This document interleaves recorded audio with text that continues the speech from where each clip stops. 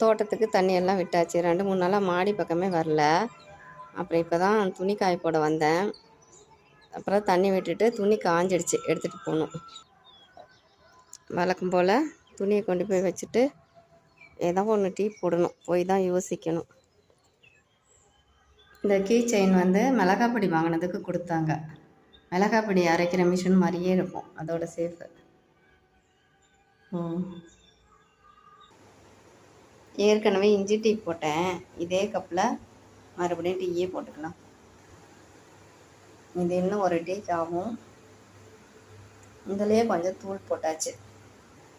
இது முறுக்கு நல்லா உடஞ்சி போச்சு. முறுக்கும் டீயும். இது போன டைம் துவைச்ச துணி, இன்னும் மடிக்கலை. அந்த டப்புலேருந்து இப்போ தான் எடுத்தேன். இப்போ அதுக்குள்ளேயும் இந்த துணி டீ குடிச்சிக்கிட்டு தான் மடிக்கணும். இப்போ தான் டீ கொதி வருது. சிம்மில் வச்சுக்கிறத விட நல்லா ஃப்ளேம் நல்லா ஹையில் வச்சு டீ செஞ்சோமா சூப்பராக இருக்கும். சிம்மில் வச்சோமா ஒரு மாதிரி சூடு பண்ண டீ மாதிரி இருக்கும். இந்த மாதிரி கொதிக்க வச்சு எடுத்துருவேன். அதில் இண்டக்ஷனில் அந்தளவுக்கு வரலைன்னு தான் இதிலே கொதிக்க வைக்கிறேன். அது கீழே கொட்டிடுது. முறுக்கும் டீயும் ரெடி. இனிமேல் குடிச்சிட்டு துணி மடிக்க வேண்டியதுதான். டிவி இனிமேல் தான் ஆன் பண்ணணும்.